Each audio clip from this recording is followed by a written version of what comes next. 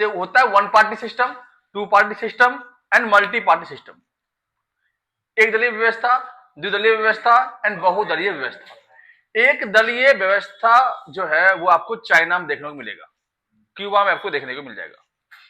दो दलीय व्यवस्था, टू पार्टी सिस्टम आपको यूएस के अंदर देखने को मिल जाएगा। और मल्टी पार्टी दिखना है तो आपको इंडिया में देखने को मिल जाएगा, क्योंकि सबसे ज्यादा बकेती वाले इंसान इंडिया में रहते हैं, इसलिए यहाँ पे मल्टी पार्टी यहाँ चले। 6 नेशनल पार्टी हमारे यहाँ पे है, 6 नेशनल पार्टी।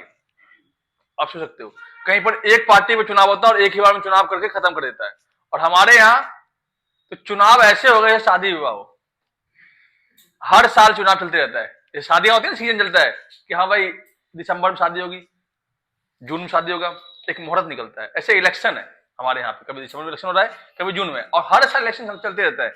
यहाँ खत्म हुआ वहां शुरू हो गया, वहां खत्म हुआ वहां शुरू हो गया, अभी दिल्ली में खत्म होगा बिहार में शुरू हो जाएगा। तो इलेक्शन चलते रहता है। तो कहने का मतलब यह है कि जब हमारा देश आजाद हुआ था तो आजादी के बाद हमारे देश के अंदर लंबे टाइम तक कांग्रेस पार्टी का प्रभुत्व रहा है। कांग्रेस पार्टी के प्रभुत्व होने के कारण इसे हम कहते हैं one party system, one party dominant system, एक दलीय व्यवस्था। तो कांग्रेस पार्टी के लगातार 3 आम चुनाव में जीत के क्या कारण रहे हैं? तो लगातार 3 आम चुनाव में कांग्रेस पार्टी, लोकसभा के चुनाव की बात हो रही है यहाँ पे, लोकसभा के चुनाव की बात हो रही है, लगातार 3 आम चुनाव में कांग्रेस पार्टी जीत हासिल थी, कांग्रेस पार्टी के जीत के कारण।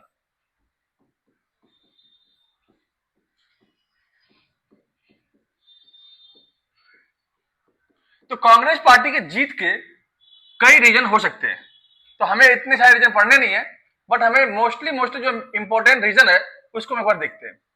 कांग्रेस पार्टी जो है एक तो सबसे पुरानी पार्टी है, सबसे पुरानी पार्टी है, सबसे पुरानी है। दूसरा, इसमें चमत्कारी नेता है, चमत्कारी नेता या प्रभावशाली नेता कह सकते हो इसको, ठीक है। ऑल पार्टी है, क्रिस्मेटिक लीडर इसमें। इसके अलावा हमारे पास ऑपोजिशन जो है क्या थी, वीक थी इस टाइम पे, विपक्ष पार्टी कमजोर होना, विपक्ष पार्टी कमजोर। और एक आपका है लास्ट पॉइंट, आप कह सकते हो कि देश को आजाद कराया, देश को आजाद करवाया। जितने भी देश के बड़े बड़े नेता थे, चाहे सुभाष चंद्र बोस की बात कर लो, राजेंद्र प्रसाद जी की बात कर लो, नेहरू जी, गांधी जी, पटेल साहब, जितने भी देश के बड़े बड़े नेता थे वो सब कांग्रेस पार्टी के थे। इसीलिए जनता को इन नेताओं पर विश्वास था। इसीलिए लगातार 3 आम चुनाव में, यहां तक स्टेट के चुनाव में भी कांग्रेस ही जीती थी। सभी राज्य में केवल कांग्रेस की सरकार थी। तो लगातार 3 आम चुनाव में कांग्रेस के डोमिनेंस रहने के कई सारे रीजन हो सकते हैं। फर्स्ट रीजन आपका है सबसे पुरानी पार्टी। कांग्रेस पार्टी की स्थापना 1885 में ऑक्यूड होम ने की थी, ए.ओ. ह्यूम ने की थी, ए.ओ. ह्यूम ने। ए.ओ. ह्यूम जो था ऑकलैंड का रहने वाला था, और ये था एक आईसीएस अधिकारी। आईसीएस अधिकारी से हम आज के टाइम में कहते हैं आईएएस ऑफिसर। जिस टाइम में कांग्रेस की स्थापना हुई थी उस टाइम भारत के जो वायसराय थे वो थे आपके लॉर्ड डफरिन। उसने सोचा कि क्यों ना भारतीय लोगों को एक जगह बैठने का मौका दिया जाए। तो group of people means Congress. Congress का मतलब ही होता है लोगों का समूह या लोगों का संगठन या लोगों का संघ। ग्रुप ऑफ पीपल, लोगों के समूह को क्या कहते हैं, कांग्रेस कहते हैं। तो अक्यूड होम ने, ए.ओ. ह्यूम ने क्या किया, कांग्रेस पार्टी की स्थापना की 1885 में। सबसे पुरानी पार्टी होने के कारण इस पार्टी पे जनता को ज्यादा विश्वास था, इसलिए जनता ने लगातार 3 आम चुनाव में कांग्रेस पार्टी को जीत दिलवाई थी। चमत्कारी नेता बताया आपको, महात्मा गांधी सबसे प्यारे नेता थे इनके, वो तो मर गए थे।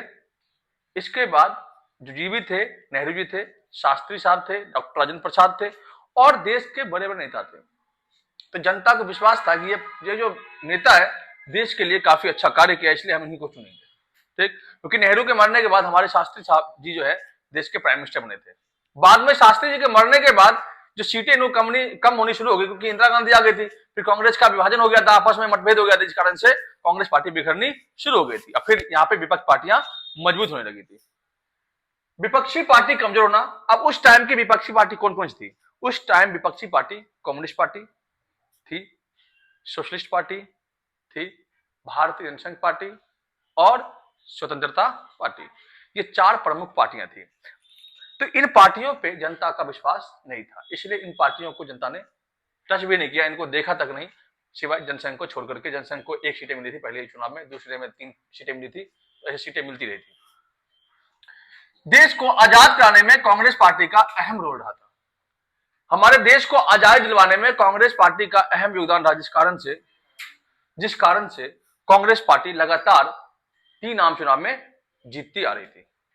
ठीक, इसमें कोई दिक्कत नहीं। नेक्स्ट क्वेश्चन आपका आता है कई बार कि भारतीय जनसंघ पार्टी के विषय में बताएं। भारतीय जनसंघ पार्टी, भारतीय जनसंघ की पार्टी की स्थापना 1950 में हुई थी। इसकी स्थापना दीनदयाल उपाध्याय,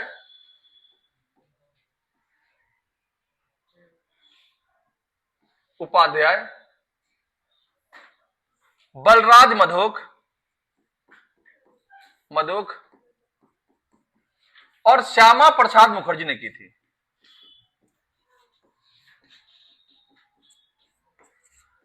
मुखर्जी, ठीक है, इनकी स्थापना की थी। इसकी विचारधारा एक राष्ट्र एक देश एक संस्कृति, एक राष्ट्र एक देश और एक संस्कृति। ये एग्जाम में कई बार पूछा गया है। ये विचारधारा किसकी है? भारतीय जनसंघ पार्टी की विचारधारा है। एक देश या एक राष्ट्र एक देश एक संस्कृति, 1 नेशन 1 कंट्री 1 कल्चर, जो है भारतीय जनसंघ पार्टी की जो है आइडियोलॉजी रही है। इसकी आइडियोलॉजी ये थी कि भारत को हिंदुत्व राज्य बनाना है, हिंदुत्व राष्ट्र बनाना है और अखंड भारत बनाना है। ठीक, यही भी इनकी पॉलिसी आज भी यही है।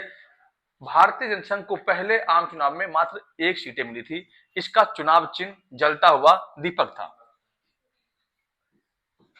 जलता हुआ दीपक। ठीक,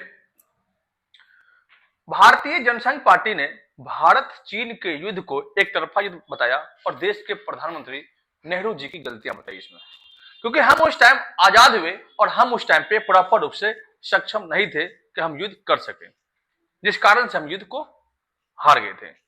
इसके अलावा लाल बहादुर शास्त्री जी की जो मौत हुई थी, लाल बहादुर शास्त्री जी की मौत 11 जनवरी 1966 को ताशकंद में हुई थी। कहां पे?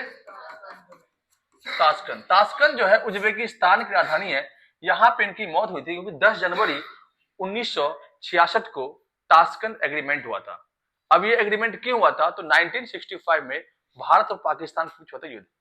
इस युद्ध को समाप्त करने के लिए सोवियत यूनियन ने, यूएसएसआर ने इंडिया और पाकिस्तान के लीडर को कहां बुलाया? ताशकंद।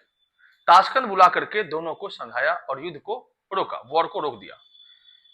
और अगले दिन चला पता कि हार्ट अटैक से शास्त्री जी की मौत हो गई। लेकिन कुछ लोगों का कहना है कि शास्त्री जी के मौत का जो सबसे बड़े जिम्मेदार लोग थे वो थे आपके विपक्षी पार्टी और प्लस में पाकिस्तानी लोग, क्योंकि शास्त्री जी बिल्कुल ठीक ठाक थे, अचानक हार्ट अटैक होना ये एक साजिश है। तो जनसंघ पार्टी इस पे क्वेश्चन मार्क लगा दिया कि भैया शास्त्री जी की मौत नहीं, हत्या कर दी गई थी। इसके अलावा भारत ने हमेशा से ही भारत को न्यूक्लियर बम, एटम बम बनाने की बात भी कही कि भारत को एटम बम बनाना जरूरी है, क्योंकि दुनिया के सभी देशों के पास अपना एटम बम है। इसलिए भारत ने अपना पहला परमाणु परीक्षण 28 मई 1974 को किया था। कहां पे? पोखरण में। पोखरण में किया था। ठीक, ये कहां पे है? राजस्थान में है। राजस्थान में किस जिले में है? तो खेतरी जिले में है। खेतरी जिले में है ये। ठीक, दूसरा परमाणु परीक्षण हमारा 1998 को हुआ था। ये अटल बिहारी वाजपेयी की सरकार के टाइम में, ये इंदिरा गांधी सरकार के टाइम में हुआ था। ठीक, ये जनसंघ पार्टी की विचारधारा थी। बाद में जनसंघ पार्टी जो है 1980 में अपने आप को कन्वर्ट करके बीजेपी में कन्वर्ट कर लिया, भारतीय जनता पार्टी में कन्वर्ट कर दिया। भारतीय जनता पार्टी की स्थापना श्यामा प्रसाद मुखर्जी, अटल बिहारी वाजपेयी, लाल कृष्ण आडवाणी जैसे व्यक्तियों ने की थी। और आज लगातार 3 आम चुनाव में बीजेपी की सरकार रही है 2014 से लेकर के अब तक। ठीक है, अगला आता है आपका स्वतंत्रता पार्टी की स्थापना कब और किसने की। तो स्वतंत्रता पार्टी की स्थापना 1959 में किसने की थी? एनजी रंगा।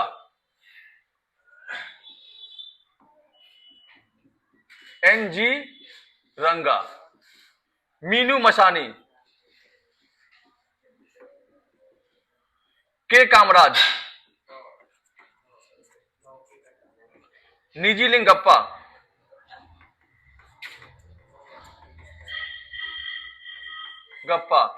सी राजगोपालाचारी,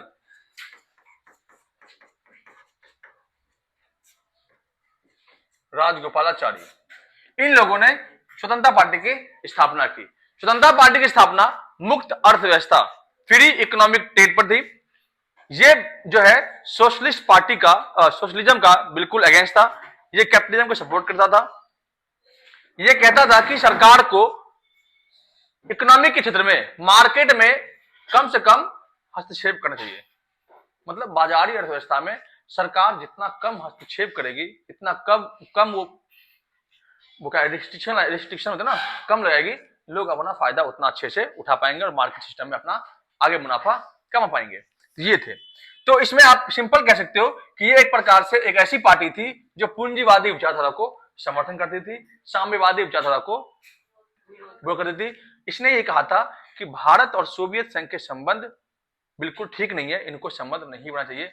अगर भारत को संबंध बनाना ही है तो अमेरिका से संबंध बढ़ाए। भारत की गुटनिरपेक्षता की नीति का भी स्वतंत्रता पार्टी ने विरोध किया था। तो अगर इसकी आइडियोलॉजी आएगी तो आराम से आप लिख देना, ठीक है। ये क्वेश्चन पूछा गया एग्जाम में। कई बार आता है कि पार्टी दे देगा और इनके नाम दे देंगे कि भैया मिलान करो इन्हें कौन सी पार्टी किसने बनाई थी। इसके बाद आता है आपका सोशलिस्ट पार्टी। सोशलिस्ट पार्टी या समाजवादी पार्टी, ये क्वेश्चन आपका आएगा। इसकी देखो, ये पार्टी जो थी 1934 में बनी थी, 34 में ही, बट ये कांग्रेस से मर्ज हो गई थी। ठीक, कब बनी थी ये? 1934 में। इसकी स्थापना आचार्य नरेंद्र देव ने की थी और जेपी नारायण और अरे मैं इंग्लिश हिंदी दोनों लिख दिया, जेपी नारायण, जयप्रकाश नारायण, और एक का नाम था राम मनोहर लोहिया।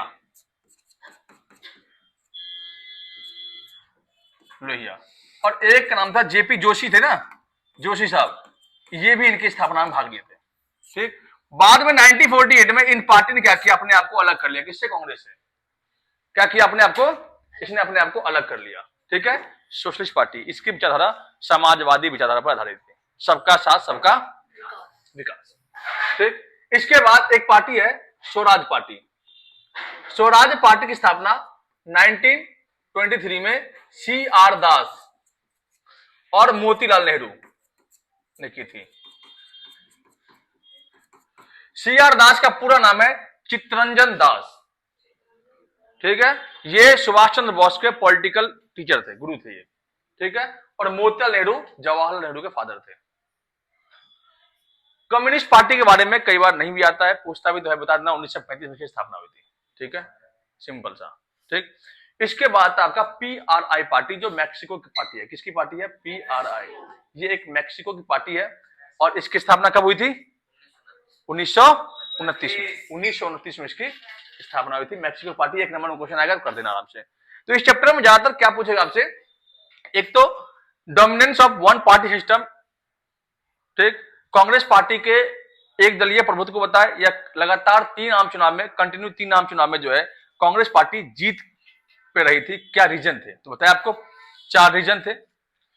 देश को याद करवाया, सबसे पुरानी पार्टी, विपक्षी पार्टी कमजोर थी, ठीक, और चमत्कारी नेता। ये आप लिख दोगे। फिर आप पूछेगा आपका ideology of Congress party. Congress party की आइडियोलॉजी क्या थी? सब पार्टियों की अपनी अलग अलग आइडियोलॉजी है। कांग्रेस पार्टी की आइडियोलॉजी धर्मनिरपेक्षता बता देते हैं, सबको एक साथ लेकर चलना है, ठीक। जनसंघ पार्टी की विचारधारा आइडियोलॉजी क्या है? एक देश एक राष्ट्र एक संस्कृति है, एक राष्ट्र एक देश एक संस्कृति, जनसंघ पार्टी की। वही अगर बात करें और क्या विचारधारा इनके? हिंदुत्व बनाना, अखंड भारत बनाना, ये इनका सपना है। इसके बाद अगला जो आपका क्वेश्चन है, स्वतंत्रता पार्टी। स्वतंत्रता पार्टी के जो विचारधारा क्या है? पूंजीवादी विचारधारा है, साम्यवादी विचारधारा का विरोध करता है। और सोशलिस्ट पार्टी का समाजवादी विचारधारा है। तो अलग अलग प्रकार की विचारधाराएं हैं, आराम से आप इनको देख लेंगे वीडियो को और समझ लेंगे। वीडियो पसंद आए तो लाइक और शेयर करें। धन्यवाद। समझ आ गया?